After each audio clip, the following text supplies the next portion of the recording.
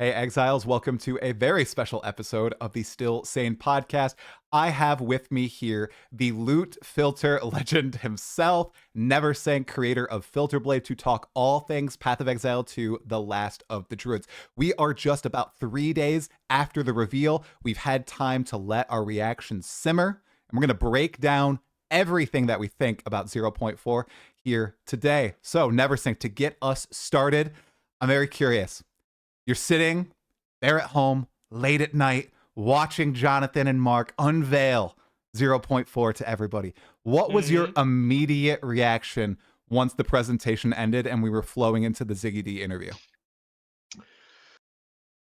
First of all, hey everyone, nice to be here. And when I've heard Jonathan speak, first of all, there was some disappointment regarding the endgame thing. I can't deny that. That was definitely when there was like I was like, and that's it. No endgame, no Atlas changes, no new content there.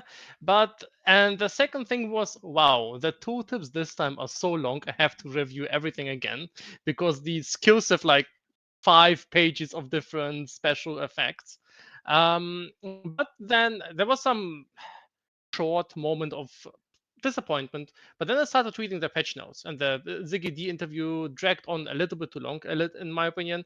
But then I read the patch notes, and they were like full of really awesome changes. I haven't even touched on that. It was been like 50 buffed uniques, a ton of really cool improvements to skills, and overall now I'm just very much hyped for the league. Maybe I'll play it for a little bit less than other leagues because no endgame changes, but I will definitely be no-lifing the Druid for at least a couple of days or weeks. And yeah, very much excited. What about you? 100%. Yeah, I was extremely excited after that initial reveal there. I knew 100% that the endgame changes were going to be disappointing to a lot of people.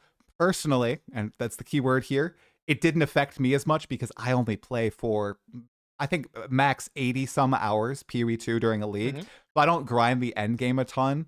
And, I'll love them when they come and I'll play the endgame. I play all the way through to like Arbiter. I kill the Arbiter every league, but I don't grind it. And I feel like there's not a lot of depth to the end game still, and that's one of the key facets of PoE. It always has been. It's why it's blown other Yep, ARPGs yep, out of the water, and yep. they've known that this is an issue since 0.1, and it's a year now. So Mm, I think that's why a lot of people are very disappointed, especially since it was the end game patch and it got cut. So yeah, I was like 8 out of 10 right out of the gate, and then I mulled it over a little bit, and then I was like 9 out of 10 for me personally. But I understand. I see a lot of like people, 5 out of 10. Some people are like 3 out of 10 because they don't care about the Druid.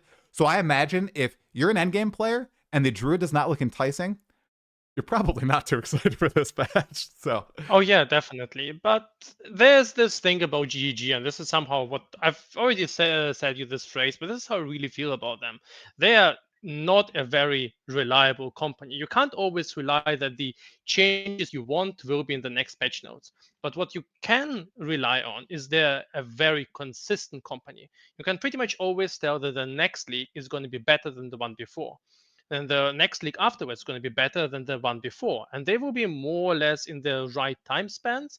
And you can rely on the consistency of things getting better, better, and better. So, sure, this patch going to be a little bit short there, but it is consistent 4 months time, and 4 months later I'll be back, and I'm pretty sure the endgame changes will be there.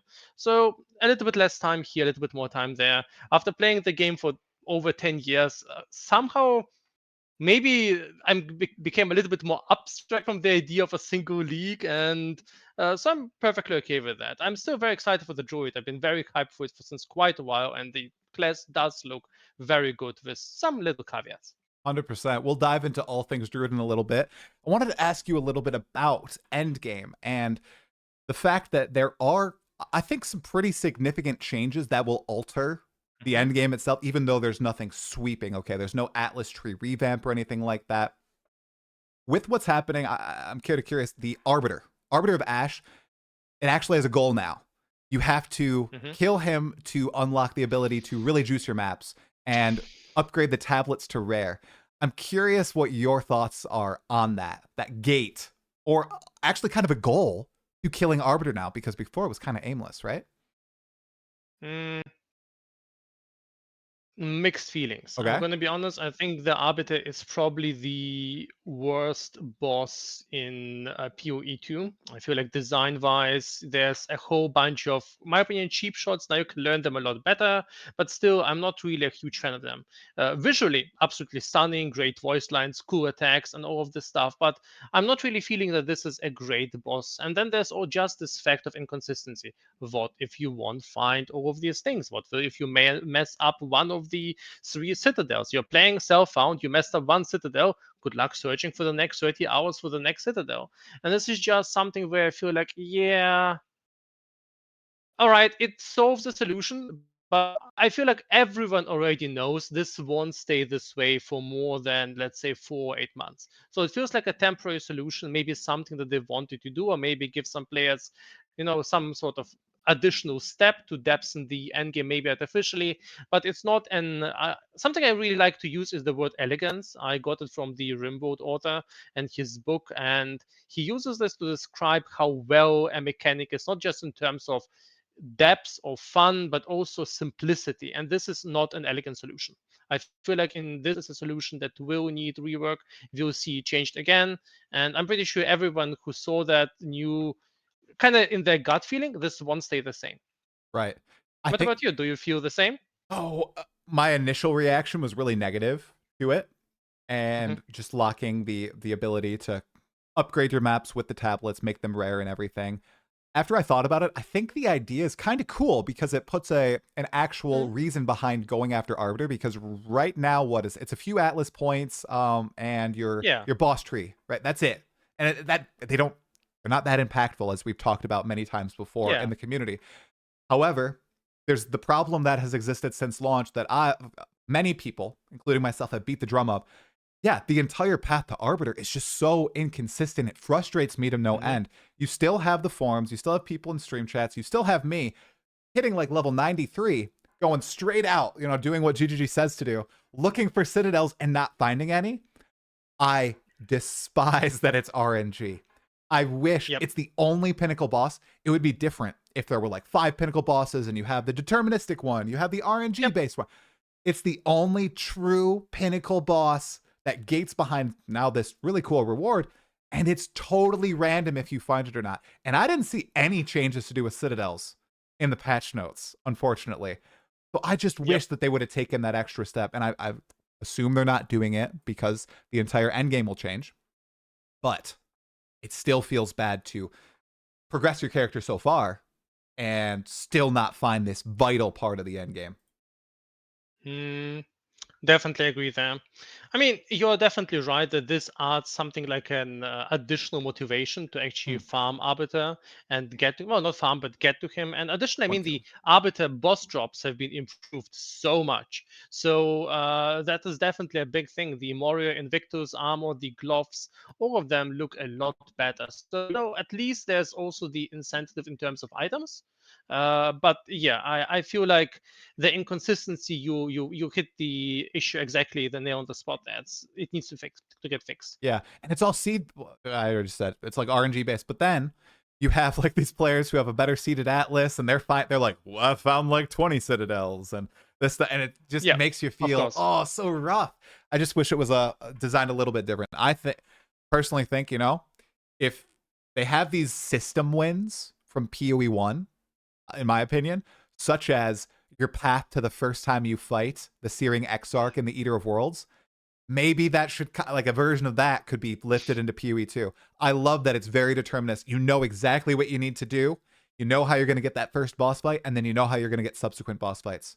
And I I love find it that. very funny that Uh-oh. some of the lessons that it feels like GG kind of should have could have learned from PoE1 repeat in PoE2.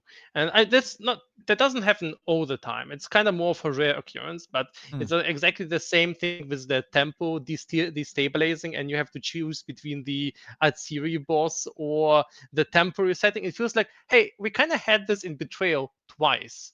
Uh, Is that how it works? I I didn't even realize. So if you kill Queen Atsiri, the temple will Yes, reset. yes, yes. Oh. Uh-oh. Uh-oh. And I mean, I'm gonna give them the benefit of the doubt there, maybe, and I give Jonathan extra benefit of the doubt. I played Loop Hero 2 weeks ago. I was really amazed by the game, and he mentioned it was his inspiration for the thing. And maybe they'll get some sort of a sweet spot where you kind of choose either that or that. Or at some point, maybe you say, okay, the tempo is kind of bad now. I want to reset it anyway. But I am worried that this has been a bad decision. Anyway, I'm jumping ahead of there. Oh, totally fine. And chat is very insistent that they said only 2/3 of the temple will reset. So it's like a partial reset. So maybe part of it explodes. That's Yes, it. Oh, that's yes, interesting. yes. It Oh, feels like every time you complete the tempo anyway, only some part of it will reset. okay. I'm not quite sure how it will work, but if you kill a Ciri, apparently 2/3 of the tempo will reset. But the question is, I mean, if you have, let's say, four valuable tiles that you really like, let's say the double corruption tiles or something else you're farming, 2/3 of the tempo resetting, and will be huge. On top of that, one thing, so when he said Loop Hero, I immediately saw what he was referring to. In Loop Hero, one of the huge mechanics is adjacency bonuses of tiles. So if you place one tile and then place another tile, they kind of get upgraded because they're adjacent to each other. And it feels like this inspiration was very much carried over. So if you reset, you don't just lose 2/3 of the tempo, you lose all of these synergy bonuses that you've been really carefully stacking up. So it feels like it's almost probably like a full reset. So I won't be surprised that, especially if the uniques will be mediocre, that many players will choose to pretty much never fight Ethereum in the end. Interesting. Okay. No, that makes total sense. Because when it resets the temple, it's probably going to be your best rooms. And even if it's not, it might be the room that's empowering those rooms that you want. Yep. I see. That makes a lot more sense. Okay. Yeah, that'll be so interesting. I've never played games like that. The closest I've got to building a temple is the Temple of Atsuel on PoE1, like building your own thing. So Mhm. I'm very interested to see how this pans out because it's like that on steroids. So, Yeah, it's very different at the same time. I think mhm, it feels like, well, it's inspired by Incursion, but at the same time, the inspiration is mostly in terms of the theme. But the actual gameplay most likely will be very, very different. You are building up the tempo, you are partially running it. There's this thing with the pastime. It feels like they've injected a lot of different new ideas there. So it's going to be definitely interesting to see. I can actually imagine it will be an absolutely amazing league. And while everyone is currently, not everyone, some people are currently a bit upset about the end game, I won't be surprised if people will be just absolutely enchanted by the tempo for the first like week or two. right. It seems like it could be a lot deeper system than some people might realize upon that Yeah. first glance, especially when you're in there placing all the rooms, dealing with the future, the past, all that stuff at once. You have the bosses, you have secret stuff that seemed to be like kind of hinted at. Like there was one, I swear, Neversink, it looked like an updated metamorph. I saw a boss that was Yeah. made of other boss Yeah. pieces. Oh, it looks so cool. I'm like, oh, could this be hinting at something in the future? Like an actually cool metamorph where you fuse together different body parts of bosses throughout the game and they use those abilities. Oh, I'm very excited to explore it all. A qualm I have, let me know if you feel the same way. Sometimes it feels like GGG and Um, some of these breakdowns for PoE1 and PoE2, they've been very like they dive pretty deep into a lot of systems and it leaves less to the imagination than I feel like they did maybe 2 or 3 years ago with reveals. Like they mhm. really went into the temple, right? They even showed the Queen at Zeri boss fight. I was shocked. They didn't show all of it. They showed a little bit of it. I'm curious. Are you a fan of this is funny for you because you do a lot of work before the league. Are you a fan of knowing less about the contents of the league and discovering it for yourself when you're playing? Or do you like to be able Well, to prepare a lot beforehand? that's a loaded question because first of all, in PoE2, I know nothing before the league. In PoE1, I do get to alpha test the league, so I know a little bit of something. But in PoE2, I am exactly as blind and get exactly as much data as everyone else. So it's a bit different there. But Okay. regarding the question itself, I feel like it's always great if there's surprises to be found in game.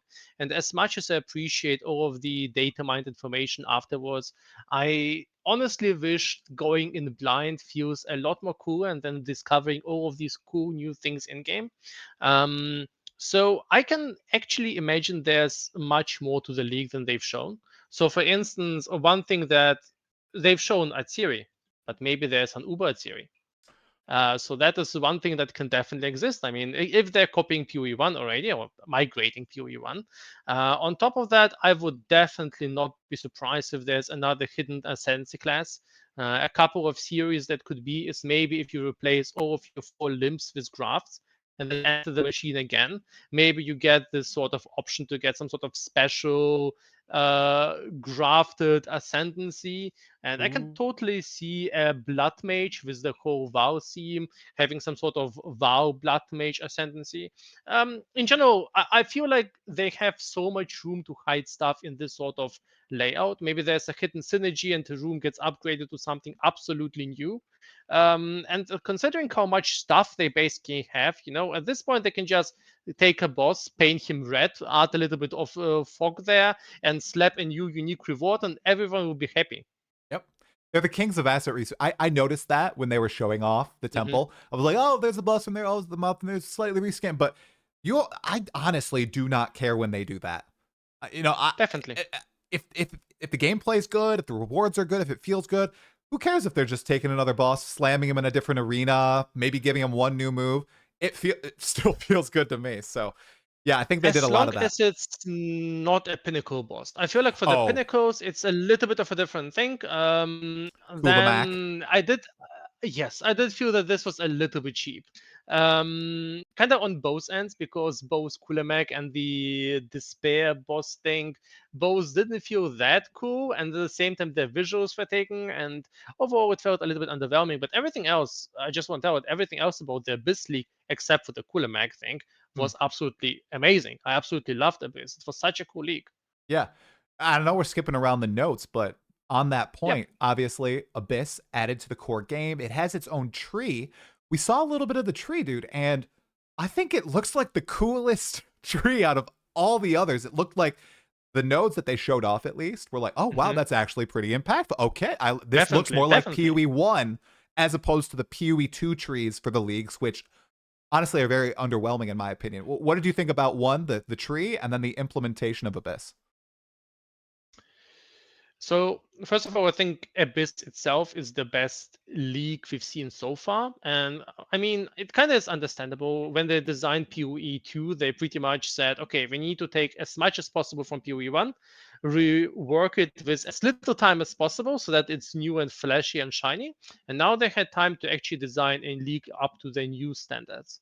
And so the tree is also designed specifically for the implementation with all of the experience and negative and positive feedback from the past year. So now we can actually see a fully fledged, well developed league in PoE2 standards. And if you see such leagues coming up every couple of months, the game is going to be amazing in, let's say, a couple of years when all of these effects going to start stack up, emerge, all of the new uniques going to start be improving. So yeah, I think the tree is great. Their nodes are much more interesting. One of the weakest points in PoE2, in my opinion, is the standard Atlas tree. It is such a bore. There are a couple of interesting nodes, but overall, especially comparing to PoE1, it doesn't feel like the same company. It's one of the weakest pieces of PoE2. Yeah. I mean, they talked about swapping with the last 6 months of development effort from 5 years of campaign creation to the end game. And I almost wonder if the Atlas Tree was one of those last slap together things because the main one Yeah, does feel super underwhelming. So, and I'm glad. So, obviously, the end game thing was disappointing. Man, am I so glad that Mark outwardly said, "Yep, it's disappointing. Here's what we plan on. Like, it's coming. We know exactly what the problems are. yeah, Atlas Tree yeah. sucks. Progression's over here. We're gonna redo it. All right, and we're gonna make it good. We don't want to rush it in. We're gonna give it another 4 months to cook, and it should be much better than a half-arsed implementation that we could have got, in 1 week, That right? is one of the qualities I appreciate so much about them. Sure, they might mess up, they may make mistake, they may run out of time. All of these things happen. They're human after all, I think.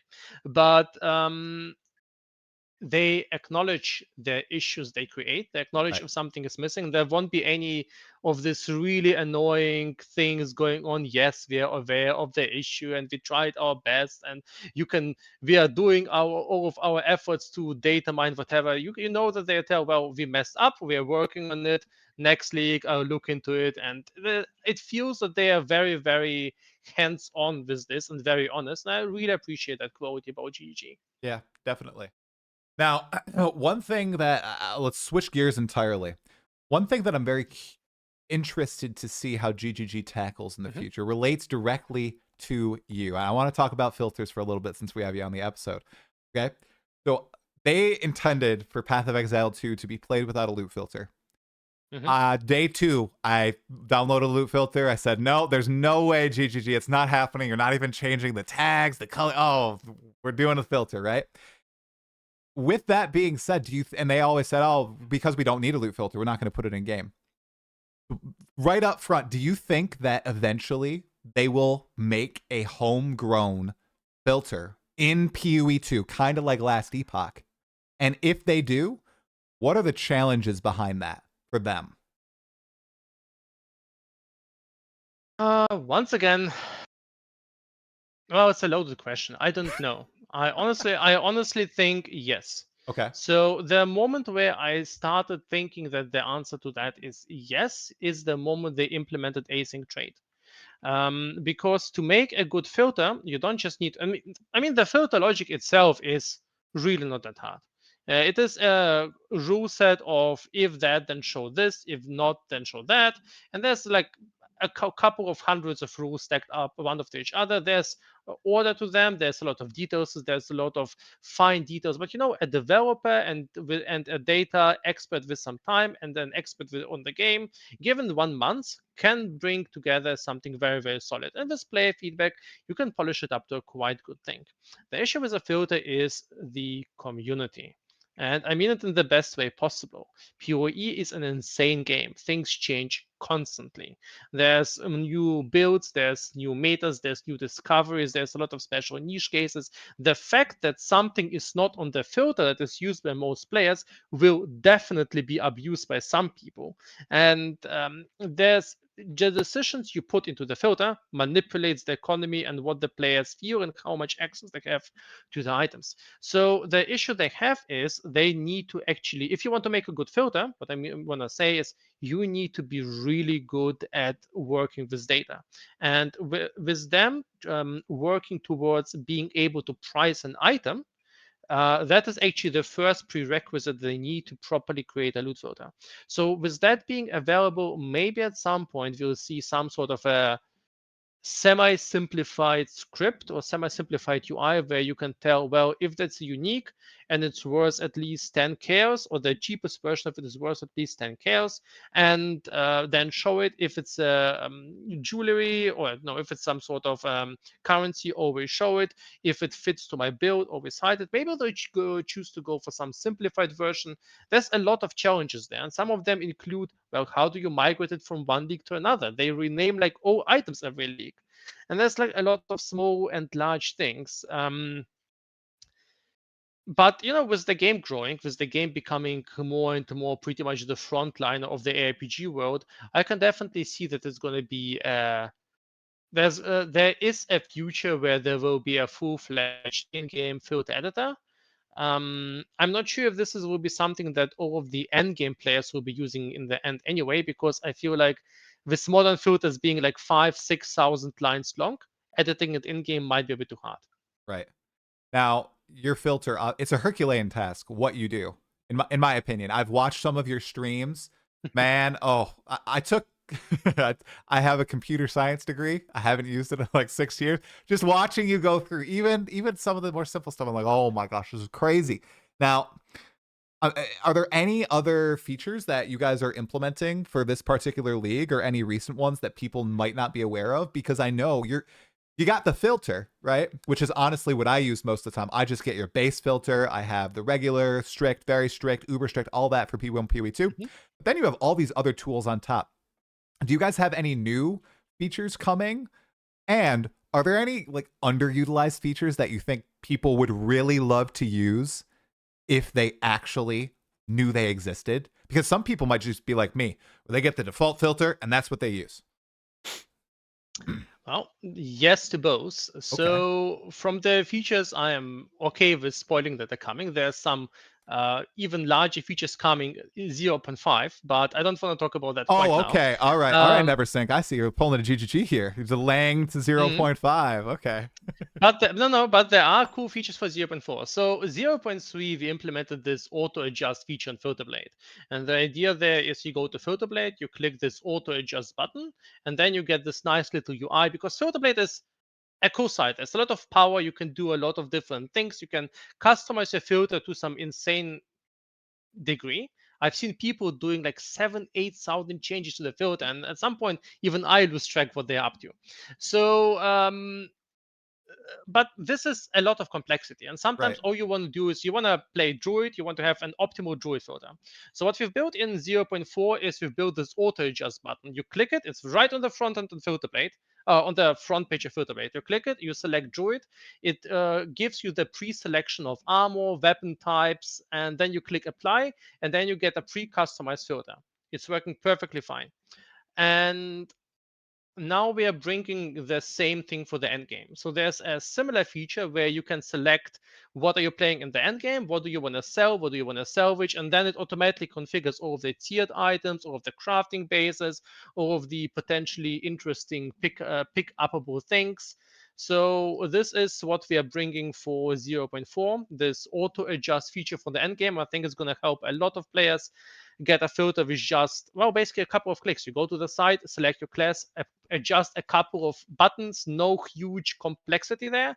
And if you want, you can then go to customize and still fine tune everything afterwards. Excellent. Um, yeah, and on top of that, there's a lot of work involving getting the tiering to be better. I mean, if you've played Keepers, right? I did 36 challenges, baby. Yep. Woo. Awesome. I I actually did. selected the challenges this time. I leveled No. to Really? level 97 and I still am at 16 challenges. Dude, Yep. they were so easy. Either way, They were so easy. I know I What? just didn't feel like it. I farmed the mage blood and I was like, okay, I'm done with the league. I'm gonna go Okay. do some development. PoE2 is in like 3 weeks. Yeah. I need to do some filter stuff there. I don't want to do any more farming. Yeah. Yeah. Um. Anyway, um, we had a lot of troubles with divination cards in in Keepers of the Flame, and that's because with the introduction of the async trade and then the introduction of the marketplace, there's a lot of special issues there. So I've done a ton of reworks regarding how we treat tiering divination cards. I found a whole bunch of new ways to isolate market manipulation that are done by the players. So Oh. I'm bringing in all of these things into the filter generation. So the filters update every couple of hours. I'm bringing all of these things in for PoE2 now, and I hope the tiering in PoE2 will be even more accurate. So if you find a currency, if you find a unique, you can pretty much know that it's definitely in the price range the filter displays. And that is always kind of a bit of this extra challenge that for a while there was a card that was worth one chaos orb and it was displayed like it was worth multiple divines because I didn't catch this one special case of um, stashes and the marketplace being manipulated at the same time. And but now I have this covered, so that is also something I'm very excited about. Just it's nothing fancy, but it's there's a lot of work to create just super accurate tiering, Well, hopefully. we appreciate you. You and Sir Gog are trying to fight against the market manipulators in PoE 1 and PoE 2. Now, I'm interested to hear, Thank you. do people ever accuse you of manipulating the market when you're making filter changes? I know you don't do it. I'm not throwing any accusations, but Mm, do people ever come at you? If they are, what are their names? We'll go. We'll get them. Okay. perfectly honestly, I mean, I am manipulating the market, not intentionally, and not with evil intent. So I'm not doing it for any personal gain. But the fact that since so many people are using the filter, if something is omitted or something is not highlighted correctly, I am definitely manipulating the market. It's not done with any intent of doing any benefit there. But for instance, one of my banes of existence were definitely the over quality items in PoE1. The items that kind of like exceptional that drop with quality more than 20%. So I had some. There was these. I think it was the Waller gloves. I had them highlighted if they were at 27, 28, 29, and 30%. But at 25% quality, they were worth, I think, like couple of chaos. But at 26%, people were still selling them for like multiple divines, and I was not highlighting them. That was already a market manipulation. So and there's a lot of these super niche scenarios where between level A and B and this sort of quality and this type of double corruption and this type of niche case. So yeah, there's definitely unintentional market manipulation. But honestly, at this point, after 10 years of playing PoE and playing a self-found like half of the leagues, I don't have any personal reason to manipulate any markets. And in addition to that, I do value my reputation and standing with the community quite a bit. Um, so it's just not something that is at any point reasonable by any stretch of imagination. As which league, if you remember, was the most difficult in PoE1 or PoE2 history to update the filter? Is there any that sticks out to you? I don't think I asked you this when we chatted last year. There's a bunch of really harsh leaks. So there was this very old leak. I'm not sure which one it was that added minimap icons, sounds, and beams at the same time. And it was, I think Oh, it was Incursion or something, and that was just a huge overhaul on the filter. Then 0.2, the Huntress update, they've renamed, I think, 300 bases, yes. and there's Oh, no way to alpha test that for me. And there was like just 3 days to get all of that done. So that has been a huge mess. And the way I remember Settlers of Kalgur, that has also been hugely complicated. There were the over quality bases, there were the new endgame bases. Heist was also tricky. But yeah, I was very happy that Settlers was very chill. Settlers was very easy to update. But this league, I am imagining it is going to be really, really hard to do. hmm. So 0.4 will be like a 7 to 8 out of 10 in terms of difficulty. There's the whole new talisman things. They renamed a huge amount of bases. There were already talismans in the game, so they will rename all talismans to something else. And this needs to be migrated on Filterblade. This needs to, and if any, one single item has one wrong letter in this 500 kilobyte document or something, the filter will not compile, and I can't test it. So it's going to be fun. Wow. Okay. I do not envy you. I appreciate you coming and taking the time to do this. I know the work is about to begin. When does it usually begin? Is it a few days before when they provide a certain file over to you, or? Um, so we have this. It's 3 weeks before the league start. Oh, okay. So I've been working. So we start working on new features 3 to 4 weeks before the league start. We're pretty much. So I've been working on this new update for since a couple of weeks already. But it's not been, it's not full time. It's a couple of hours every day. Maybe it's every couple of days. But then usually. Now I'm actively working on the end game adjustments now that I know the patch notes. So I'm retiering all of the uniques. I'm doing a lot of the tiering adjustments. So it's not just putting an item Yeah. to a different tier, it's Right. basically teaching an algorithm to treat a new item in a different way. Right. But then once the filter file is there, that's of course super concentrated, as much time as possible, sleep minimization mode. But yeah, a couple of weeks before the league start is Okay. usually when I start working on new features. Okay. One more filter question, and this I don't know. I don't know I truly am curious about this. So with this patch, we're kind of getting Thalborn Hmm. uniques in the temple with Val uniques, Hmm. where there's this crafting thing where you can remove a mod and add a mod from a unique item. And the way I heard it, it was kind of random. So you can remove any of the mods. You can remove the downside from the Hmm. unique and add a Hmm. nice modifier. Does the filter? Will the filter? Can it read mods on unique items? Like, say it No. remove it can't. Okay, because I was gonna be like, okay, what if the example I saw, Hate Forge, the removes the thing at Yes. max rage. If that's removed, would the unique like have light up the entire temple when it drops or something? I am both upset and a bit fortunate that it did not do that. Right. That means I am perfectly okay if I can just highlight the fact that this unique is somehow modified Okay. and leave it up to the player to figure out what is worse. Okay, awesome. Um, I just needed to know. I was really curious because I thought about that with the Foulborns and everything. When I was getting them, I was wondering, okay, is it going to tell me like this one's giga valuable versus? But yeah, okay, cool. Okay, end of loot filter stuff. Let's go to. okay. We'll end with the Druid. Okay, let's end with the Mhm. Druid and let's go over to balance. Okay, because there were a lot of balance shift this patch, and one of them is an addition as well as a shift. And I know you want to talk about it. It's a little spicy. A lot of people are a Mhm. little upset. Totems, okay? Obviously, in this in this patch, we have the spell totems, and now ancestor totems have been changed to require 3 endurance charges to use. There's been a lot of debate online. I'm going to be asking Mhm. Jonathan about it tomorrow too to get their intent. I think you're on the money with their intent, so I think it's going to be a little bit of a repeat answer. But I'm curious, what do you think about this whole fiasco with totems? So I'm gonna tell something heretical, and I think a lot of PoE1 players are gonna hate me for that. I feel like totems in PoE1 are not that awesome. Yes, you can just place them down. Then you place your 5, 6 special smaller sticks, and each of them deals a little bit of damage. And you pretty much always play Hierophant, and then you run around in circles because your character doesn't deal any damage yourself.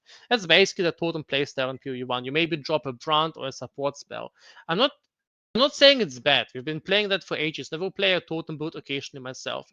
But honestly, I feel like it's not exactly that great either. And PoE1 has been, while PoE1 had some rough spots here and there, PoE2 had some rough spots here and there.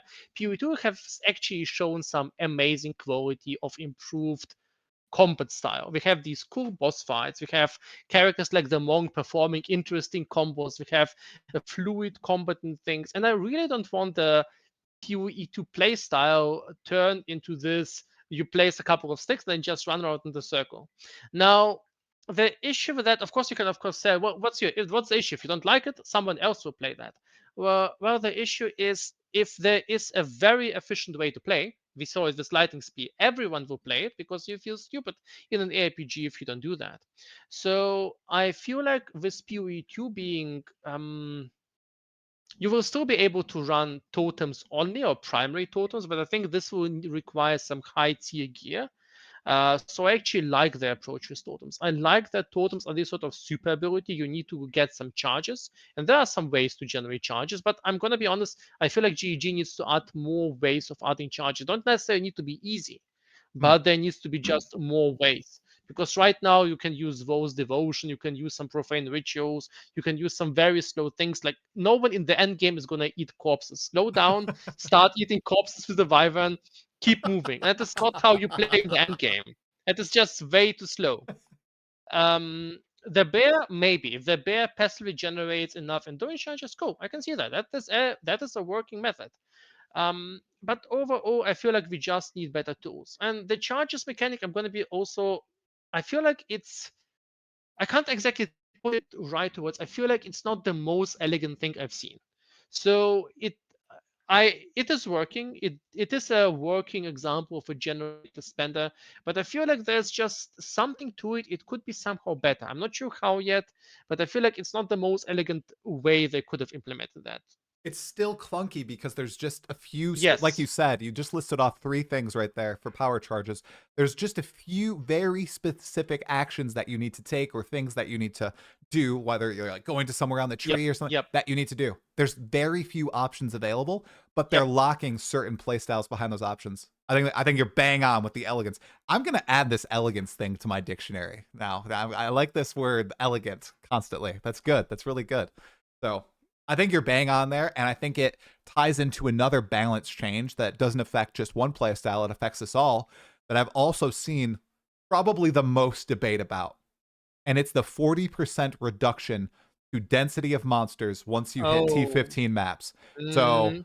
it's basically campaign size packs throughout.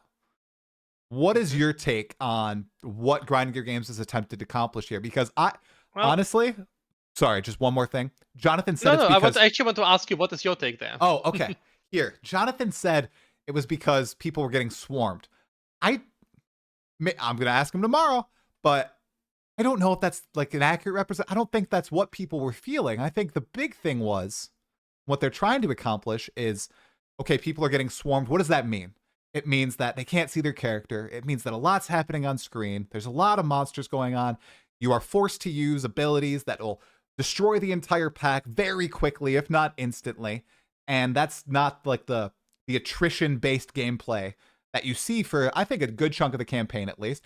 I've often said my favorite zone throughout PoE2 is the manor, because it feels like a war of attrition. If you are if you're not under-leveled, you're like right on point, and you're moving from the top of the manor to Count Geonor, that is peak PoE2 gameplay. I love it. I would love to see that rolled out to Endgame as well. I know that's very difficult due to it being an ARPG, but I feel like with this change, they're working toward that. You know, better visual clarity. It makes more skills viable. It should make more like defenses viable now, because now you're not getting peppered by a bunch of extra monsters too. So it's kind of an indirect buff to defense. And I bet it improves performance as well. So I think there's a lot of pros here. It goes back to their original vision of the game, because last league, I'll stop my yapping after this, I thought it was over. Okay. I thought it was totally over. I played Abyss. I did so many Abyss maps. I did lots of endgame juicing, not with like three towers, but okay, max tablets and everything, right? 6 mods, corrupted it, whatever. And I could not see my character. I was playing Ice Strike Monk Hollow Palm technique. So I would just shattering a palm in, and then just start auto attacking, and everything would blow up. And I'm like, oh yeah, this is fun and everything, but it's nothing like what I expected PoE2 would be. Yeah. Feels a lot like PoE1. Okay, that's what I think. Neversink, what do you think? I think we agree on most points here. So they announced PoE2, they said it's not going to be exactly the same as PoE1, and it's supposed to be a different game with some more refined combat, with some difference and so forth. And I actually like this idea. I feel like PoE2 can and should try to have a better identity. If it fails, they can still roll back and do everything PoE1 style.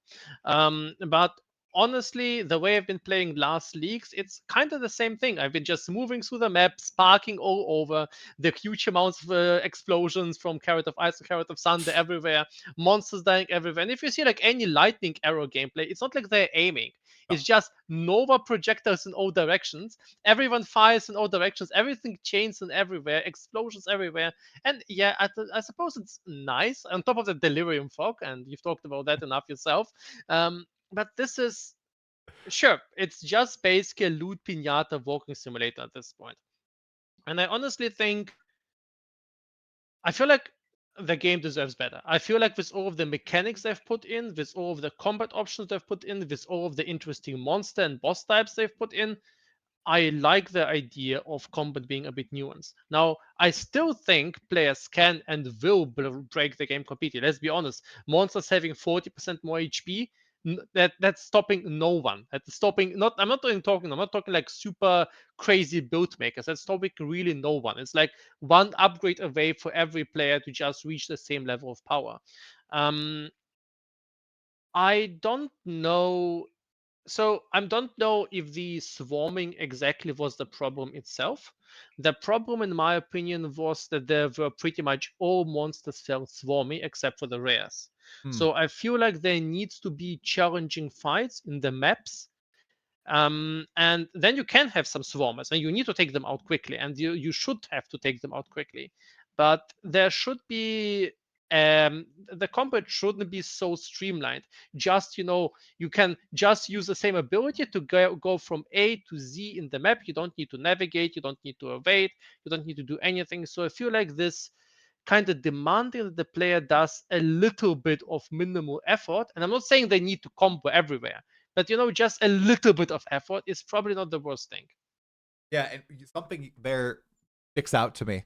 So in D&D 4th edition, RIP, worst edition, I'm going to stand by that. They had different monster types. They had like bruisers and snipers and healers, right? You just said there needs to be swarmers. Totally agree. I feel like once you hit endgame a lot of the time, monsters also lose their identity. And that's why I will hark on this. I'm not saying we need Dark Souls where each boss has its own identity and each monster needs to be like, no, I'm just saying you should know, oh shoot, there's the goblins, and the goblins, they're going to swarm me. They're going to get right up on top of me. oh, here are the giant vulture demons. Well, we got to watch it. They're going to do big leap and they're going to slam down. You got to be a little careful. They're going to be a little tankier. You might need to do a little kiting, right? Just a little kiting. I'm not saying you need to kite through the entire map, you Yes, guys. yes, But yes, like the absolutely. different they should give different feels. That's what I always imagined with PoE2. When I chatted with like Jonathan a long time ago, he said, "Oh yeah, rare monster versions of regular mobs will have an extra attack, like a special attack to Yeah, them." You know, they ditched that. Obviously, very sad about it in yeah, favor yeah. of just the rare mods. But that excited me so much because I thought, "Oh wow, the monster design is great." But it dies the moment you hit endgame. It all becomes swarmy. You just blow up everything up, and like you said, you kind of walk throughout the map, just killing everything. In the campaign, I do feel like I am engaging with the monsters a lot more, or I did with the builds that I made, and I thought that was really fun and Mm, different from yep. PoE1, different from Last Epoch, different from D4. Um, yeah, it was unique. I really enjoyed it. So One more note on that. yeah, I feel like you are exactly correct about the fact that the monsters themselves need to feel differently. It's not just the rare mods. I feel like the rare mods have been, on one hand, they feel like a step forward, but I think they're also a step backward in a sense. I feel like we've been getting to the point where the rare mods on the monsters have been replacing the monster identity. This yeah, has been, I think in D3 it's been the worst, where we basically you fight a monster. It's not been a monster that is, some sort of special demon. No, it's arcane enchanted, lightning enchanted, bigger, and I don't know, Wacom or something. And PoE is kind of getting in the same issue where you have this monster. Well, you can't damage him if you're not close enough. And this one got a bubble. And this one has some sort of volatile when he dies. But their actual attacks on identity, unless they one shot you, basically doesn't matter. And I would really like to see PoE2 personally. That's my take. Maybe a lot of people disagree. I would personally really would like to see a take where rare monsters are kind of like these larger champions with interesting abilities by themselves, and you kind of need to learn their own, not exactly learn, but at least to consider their abilities and their attacks. And sure, they may have some one or two rare special mods, but this is more on top of everything else and more supplementary to their own powers. yes. I hope that they do take this direction going forward. Because you're totally right. It just becomes the monster modifier. And I feel, or the rare monster modifier, I feel this happened so hard with Abyss. The Abyss rares. They, each of the Abyss rares were unique. They were unique Abyss monsters. They had Hmm. cool attacks Hmm. and everything. But honestly, after the campaign, I only cared about the modifiers. I was just caring like, Yep. okay, does he have Shroud Walker? Does he have the Yeah. degen around him? Yeah. The circle. Yep. Yeah. Oh Yeah. my Yeah. god. And then in 031, they added like a ground degen that the rares could drop too. And I'm like, why did you add this extra rare? Oh my. But it didn't become about the monster. It was just the rare monster modifiers that I cared about. And they, as opposed to fighting a specific monster who has certain attacks and certain things you need to watch out for, watching out for the rare mods and like reading them on screen and then seeing like, and most of them are like annoying too. Like they're annoyances. You can't regenerate. You Yep. can't stand in this little green puddle. You are slowed by Yeah. Your 30% or mana is whatever. Your man, removed. Yep. right. So those are annoying. It's a cop out. I feel like it's a cop out. And I hope that they take that back and they do exactly what you said. Make rare monsters have special abilities like they said they were going to, and maybe make them have 1 to 2 mods, essentially, without Mm. reducing the loot that they drop, because that would be disastrous, right, guys? They can even increase the loot that they drop. I There you would go. take rather, I take two less monsters rare. If they want to have like just stronger rare monsters that are slightly stronger, we have a thing for that. It's called champions. These sort of blue monsters. I think they're perfectly fine if they're just a little bit stronger than the normal versions. But I would rather have these sort of lieutenant elites in the map Yeah. that drop a lot more loot, but they feel like a tiny boss fight. It just lasts 1, 2, 3 seconds, maybe five, maybe just one, maybe half a second, but they exist. In I'm sorry. PoE 1, most monsters are defined by their own death effects, and it's No, you're totally right. I'm so, if I laughed over Neversink, he said in PoE1, most of the on-death effects or the monsters are defined by their on-death effects. So true. the authors of Diablo 3, I think, said that they've put the most effort into the death effects of the monsters because this is what more matters most. And I feel like, well, then you're making a bad game. Then the problem is how you're building the game, Right. Right. not the. Bang on. I agree with you so much right now. I think you're touching on I think this probably is the most divisive point for PoE2 Yeah. players right now, because a lot of people will be like, well, I just want to pop into maps, turn my mind off completely, complete a map in a minute. You know, I want to make sure I'm getting div from the map. I want to get like the loot explosion. I want that too, but I also want that extra element of gameplay. You know, and I feel like I don't know why it's contentious, but it feels like it is. You know, I just played 40 hours of PoE1, only 40 hours, never say. You still have time to get your challenges. I got all 36 in 40 hours as a noob, okay? I played 40 hours of that, and it was great and all. It was fun. I had a good time. But I think, like you said, PoE2 deserves better. I think it doesn't need to just fall into that game. We have that game. We have it. It's PoE1. I think D4 and the last Epoch have also emulated PoE1 in a lot of ways. I think they're also kind of chasing that, because D4 isn't emulating Diablo 2, right? And PoE1 at this point isn't emulating Diablo 2 either. It's its own thing. And that is what a lot of ARPGs are like chasing after, it seems like. Now, Torchlight Infinite, right? Same sort of thing. So, and to be honest, there is something to D2 more than the historical value. I think the two things that they got really right is the sort of big item hunt in D2 and the feeling of combat. And despite D2 having such a simple combat system, in the end, you usually like just bash until rare, and PvP between players is usually who dies first. Both left click and they see who hits each other and whose defense rating fails. But there is something, some sort of a depth where combat takes place. You know, there is this meaningful moment of contact that most of the time monsters exist. They have some time to damage you, and you need to actually consider this time. And I feel like, just to maybe to the people listening and preparing their pitchforks, I'm not saying you shouldn't be able to reach the point where you can't bypass all of that and just explode everything. But you know, there is this saying, power fantasy earned is better than power fantasy given.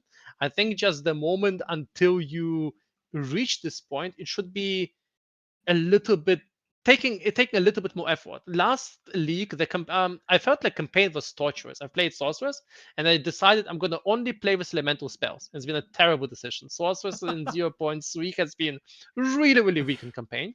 Then you enter endgame. I get my spark setup run up, and man, I'm basically 10 times more strong, and suddenly everything explodes. I've been 10, even maybe 100 times strong in the campaign, and it feels like I'm playing a completely different game. And everything, all of the combos, all of the infusions, everything is just right out of the window.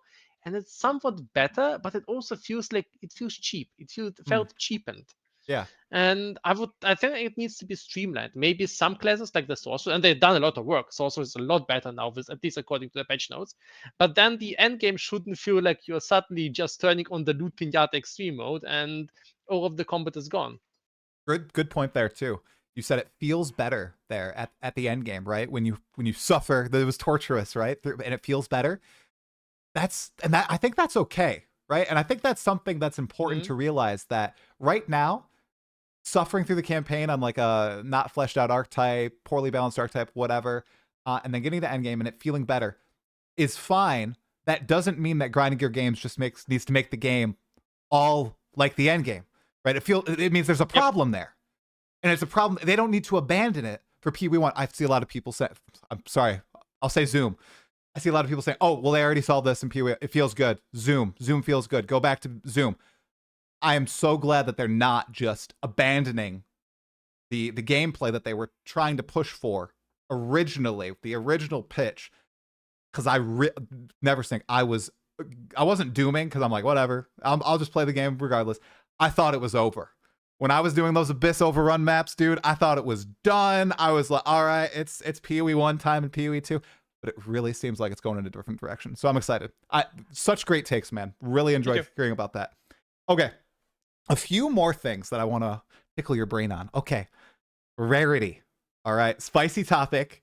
Apparently there's changes coming in the future. It's being removed from gear. Maybe it wasn't clear to me. So I'm going to follow up and be like, is it being removed from gear? But apparently the mods this patch have been made lower on gear. Okay. Okay, monkey brain. Doesn't that just mean that's going to be like, you need more rarity on your gear to get to where it was before? I don't know. What are your thoughts on what is going on with rarity affecting currency, uniques, and tiered items, all that? What's going on? What's happening? What's the conundrum with GGG? So I feel like rarity is complicated. Well, They were very convinced that removing rarity is the right spot. And I'm gonna be honest, I'm not a fan of rarity. I feel like it's not a great stat. It comes with some issues, but I want to be honest there also. I feel like it's not a bad stat. It's something that people can choose to run and they can choose to play, and it can be fun. The issue comes with the question is how easy is it to run rarity? How efficient is it? And what kind of content is there that, well, kind of doesn't benefit from rarity? In hmm, PoE1, we have a lot of content types where you can run them, and rarity doesn't help you a tiny bit. In PoE2, rarity is just way better than in PoE1. You have all of the currency scaling. Yes, it's complicated. There's probably some weird recursions there that makes it work, but still, I feel like they. So first of all, sorry, I got a little bit off straight there. Anyway, fine. first of all, I feel like they move they food this league. It's not good. They didn't reduce the effectiveness of rarity. They only made it harder to access. So yes, sure, that means that the for a level player, maybe stacking rarity is not quite as effective because you don't get quite as much on the best possible item. But at the same time, you're totally right. It means that you still want rarity and you want probably more of it on different items because it's just very efficient. Hmm, So I'm not a big fan of their choice. At the same time, so what I would like to see is just rarity not quite being as effective, especially for currency, and having more content. Like the Val Temple probably yeah. is not affected by rarity. The rewards there. So if you run them and you find these sort of high curious or rewards, they're not rarity affected. I think PoE2 just needs some more good boss fights, more rewards like that, and maybe the rarity shouldn't affect currency. I think it will be good. I'm not sure we need to necessarily remove it because there's a lot of players who just enjoy this. They enjoy having big loot explosions, and it's cool. I think it's a viable playstyle. Yeah. Yeah. I think our takes are very similar. As someone, I don't even engage with it. And I know that puts me at a major disadvantage in the economy, but I looked at the end of my character's progression last league when I was like signing off. I took a look because I didn't go toward it. I was running 0% rarity. I was fine. I was fine. I was still getting a div here and there. I got a Rakiata's flow. Let's go. Easy Oh, 28 divine cool. orbs. Oh, I was so hyped when that Wow. dropped. Yeah, that was great. So, but there, like you said, there are a lot of people who enjoy engaging with it. So I think there's a nice middle ground there. And they are taking their time with it. I am shocked with their approach with this particular league, knowing that since 0-1, people have been banging like, oh, rarity's a problem. What's happening? Well, we're just going to Yeah. lower the amounts on gear. So yeah, it'll be interesting to see how they move forward with it. And it will also be interesting to see what percentage of PoE Ninja players will be Druid starting, let's say, maybe a week into the league. Okay, because Druid obviously is out. Okay, we've got 2 ascendancies with it. We have 3 shape-shifting forms. Talismans is a weapon. I want to tackle a few of these things here with you. Let's start with something that maybe is a little contentious from me. The ascendancies Neversink. What do you think about the shaman and the oracle ascendancies on the druid? Open-ended question. Well, I'm gonna ask your opinion first. What do you think All about right, them? I'll give you time to think. I am whelmed. All right, guys. I was whelmed when I Mm, immediately saw them. I saw the shaman. I was like, all right, so more of a spellcaster thing. We got some rage nodes in here. All right. Okay, so it works with a lot of the shape-shifting abilities, but it's like, I think it's a 2-pointer. So it's like 1, 2, the mm-hmm, rage. And the rest mm-hmm, seem very mm-hmm. spellcasting focus. All right. Kind of shape-shifting fantasy. Not a lot though. And then we go to the oracle, and I'm just like, whoa, this is interesting, but I don't know if I want a whole I'm not gonna 150. touch I'm not gonna touch it. Okay, so it. we've Yeah. got 150 nodes, and we have the dual monsters, and you can damage both of them. And then you have the Simon Says thing where you can use an ability after a copy of you uses it and tells you to. I'm like, what? I almost feel like they like overthought. So I don't know. Where is my Unga Bunga? I want to turn into animals and get power from it. Like, I don't know, that's what I was Yep, looking for. yep, yep. I definitely agree there. That was also my feeling. And so, first of all, I feel like there may be some reworks, or maybe they will simplify some things. And they said it's not final, and we don't know all nodes. Right. But I definitely do agree. I've been looking for something like a wild card druid that, if you are in an animal form, you are moving 10% faster and you attack so much faster. And if it's a bear form, it also gets this and this. And I feel like, especially for people starting to play that, and there's also this thing: druid is probably right now the most complicated of all classes by far, because it basically, especially if you want to engage with this power fantasy of using spells and transformations, you will pretty much want to have two trees at the same time. You will pretty much want to have staff and talisman, because there is this thing. I'm not very happy with that. Talismans basically provide zero bonuses for your spells. So you need to kind of go for this double switch. And it's also kind of problematic, because it means you can't go with, talisman and spear and still use spells and whatever. But anyway, that's a different Yeah. topic. And then on top of that, with all of these things, you kind of have these PhD level ascendancies where, sure, you can spend 4 ascendancy points to unlock 175 unknown passive points, and one of them is 7% chance not to die. But you know what? I'm not gonna do that. That is not a level of build planning I'm willing to do with all of the unknowns at the start of the league. Now, I'm going to be honest, the Shaman looks a lot more accessible. I feel like Yeah. the node that gives the runes a second effect, that one feels insane to me. Like, I'm going to take a Moria Invictus, 5 sockets, have extra sockets everywhere. It's going to be so good. Okay. But, and then you have the rage nodes, but everything else also feels so, yeah, this apocalypse node. I've been burned out by Stormweaver and Invoker, and both of them had like terrible triggered spells on their trees. I'm not gonna take Apocalypse. And then you have like weird things there, and the second rage note is kind of weird. So I agree. I wish there would be a simpler ascendancy that is just, you transform into a bear and your bear is bigger. Wow, I'm good taking Yes. that. Yes. Let's go. Because I'm feeling, I won't do it. I will start Druid, but I'm feeling a Smith of Kitava or a Titan Bear might be better just looking at it. Yep. But I gotta I might just go for a Titan bear see, or for a Kitava bear, you know? but realistically, it feels like it's kind of the same with the last league with sorcerers. I felt like I'm not gonna take Eldritch Drain. I want to experience the full glory of sorcerers, elemental sorcerers. And then I had like 100 deaths when it was in maps. So Oh my god, dude. I hope it won't be this way. Yeah. But it might, and it might, and the classes are somewhat gimmicky. But maybe they will change that. Okay. So it sounds like you and I are in agreement. Bear. Mm, Bear start. yes, Oh yeah. bear start. Okay. And I think that given my track record of loving the monk, I might slip into wolf because it just looks like a monk in wolf's clothing. Serious. I was like, whoa, that looks like a cooler ice strike. Okay, let's do it, Mm, man. Okay, with some howling, and you get to have a wolf pack. Looks kind of sick. So, what do you think about the unique talismans and the potential there? Obviously, we saw one that actually changes your shapeshifting bear form into it's an interlude boss in interlude 2, I believe, like the fire demon guy. What do you think about the mhm. potential? Do you think they can do some funky stuff with that in the future? Yeah, I think that is at least the one we saw. It looked absolutely amazing. The fire talisman, the demon form. The demon form. I saw the last line. It was like, okay, I want this thing. The last line was, it generates glory every second, and there was some absolute trivial condition. And that was like, okay, I'm gonna make a permanent apocalypse bear, and if I want to, I'm gonna take a spear and the off slot and take the newly buffed spear of Solaris and generate and throw spears of hammers or onto bosses Oh, as well. So you ah, have like so much power potential with this talisman, but yeah, there's definitely a lot of potential. I think there's a lot of cool talismans they can create.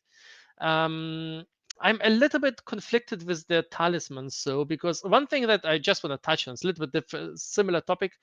One thing that I'm a bit conflicted about with the whole druid thing is that you have, let's say, 6 abilities for the wolf, 6 abilities for the bear. I think it's less. 6 abilities for the wyvern, and then you have, I don't know, 6 to, I suppose, 8 caster abilities. mhm. And it feels like overall it's just not quite as many abilities, because as a monk you get to choose between like 20 abilities. Right. And out of them, let's say 15 are comboable, and now you're stuck with a talisman with like 6 different abilities. So I hope that unique talismans and maybe even the base talismans add some interesting properties there.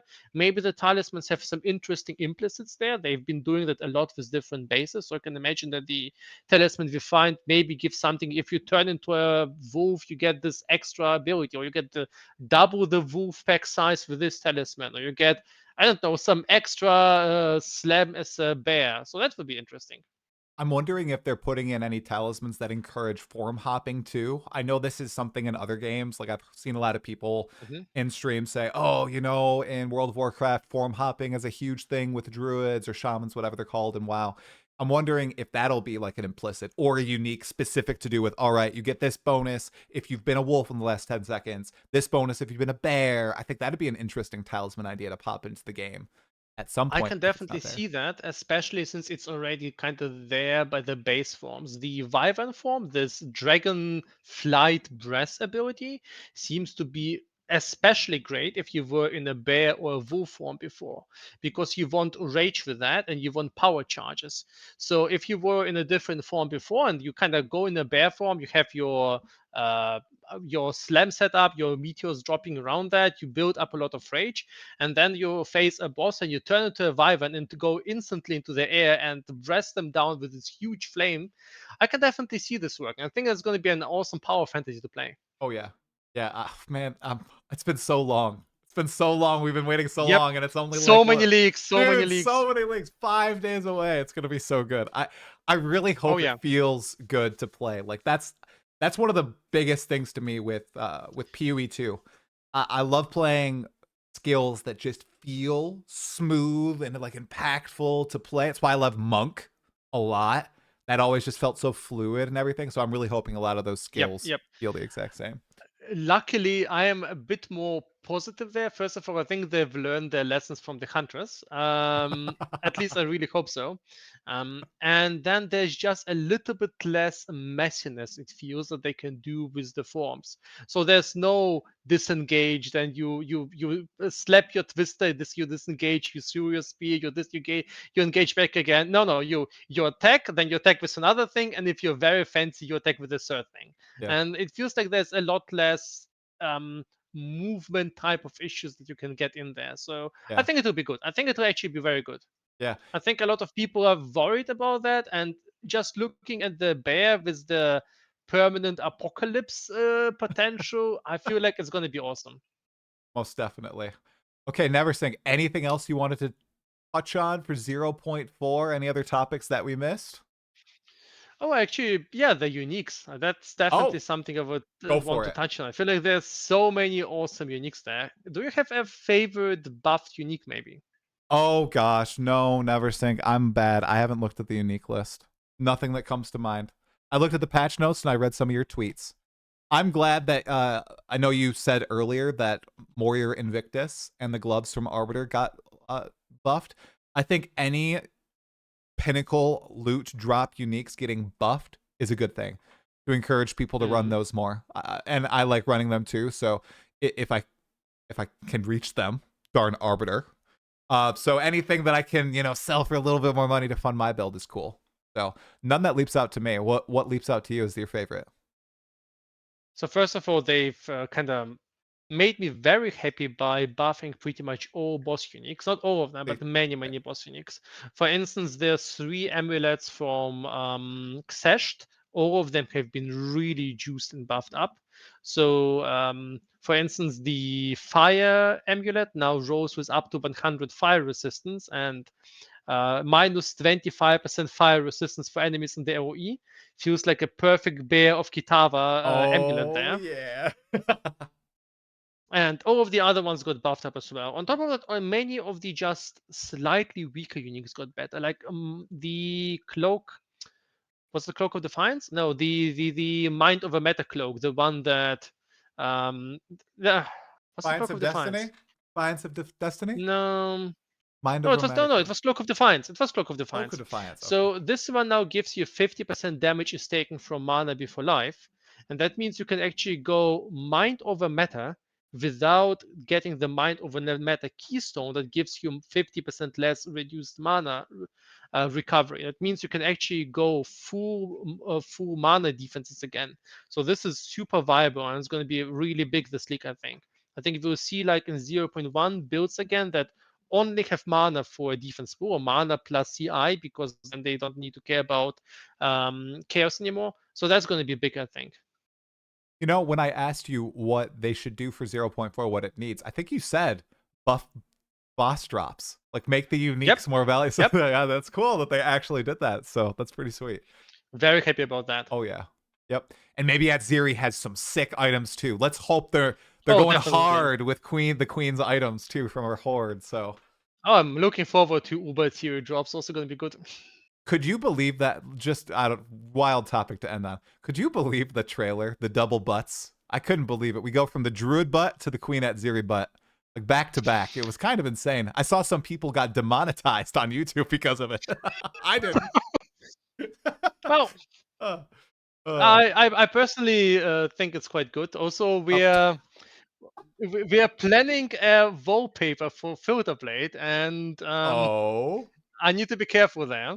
Oh, okay. All right. Yeah, don't go too crazy. Are you going to have a special Atziri loop filter sound pack maybe up on the site? I know there's the Maven one. I've never used the Maven one. I've only heard it. Well, I need that series sounds for that, and those are not there yet. But maybe over time that would be cool. Yeah, I think she's going to have some good voice. I just feel it. Given what GGG has dropped in the teaser and the trailer for Atziri communing with the beast, I feel like there's going to be some spicy voice lines from the queen. Yeah, I really like that the new leaks actually have more, story and depth. So it is not just, hey, there's this blue guy, kill the blue guy for someone's other blue guys, you're done, perfect. I really love that they're going for this slightly more cinematic approach. Dude, so this is a huge point that I saw. A lot of people didn't really like Keepers. I enjoyed it for the time I played it. I love the story. Oh, like did you finish the entire lot? Yes, with the mini line? Yeah, where you spoilers talk to Chayula, and then you can tell the truth to Ilith, and then he just kills her, and then her spirit is like throughout the monastery. Dude, excellent. Yep, that's awesome. Yep. So I'm in agreement. I love what they did with Abyss. They actually built out the lore there with the what was he called? The nameless one, the lightless one. The guy, the crafty boy. Yeah, that was cool. Yeah, definitely. Yeah. I'm pumped. I'm pumped to see what they do with Atziri and with Doriani. All right, Neversink. I think we're gonna cut it there. I'd say say your socials, but literally, probably everybody here plays with with Filterblade and everything. So thank you for what you do for the community, man. It's always awesome to chat. Sure. One thing people might not know. It might be worth downloading Twitter just for Neversink's takes on the game, because he has the most nuanced takes of anybody on PoE1 and PoE2. And I always appreciate reading them. It levels me out when I'm feeling giga hyped or super doom or down or not understanding something. You almost always have a tweet out that explains like the buffs. You had a series of curios where you were like, hey, here's a whole bunch of buffs from the patch notes, dudes. There's a lot packed in there. And I read them and I was like, oh my gosh, this is so cool. I could make something around this. So appreciate you. Thanks so much. 100%. It's been fun being here. Thank you so much for the invite. Thanks for the chat. 100%. Right. Have a good night, man. I know it's late. Thank you. Thank you. Bye. Right. Bye. That was awesome.